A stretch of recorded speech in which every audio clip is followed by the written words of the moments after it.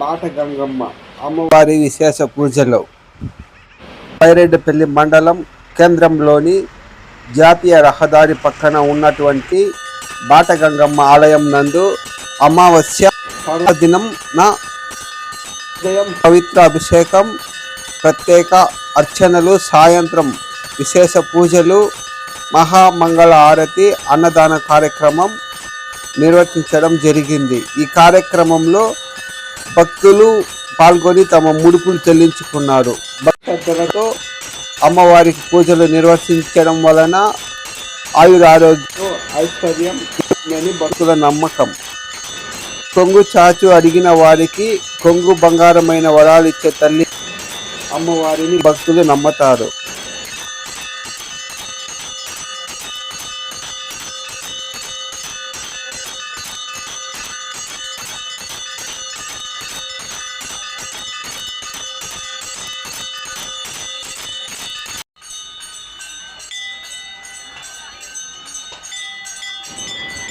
మన వీడియో చూస్తున్న వారంతా జై గంగమ్మ తల్లిని ఒక కామెంట్ పెట్టండి,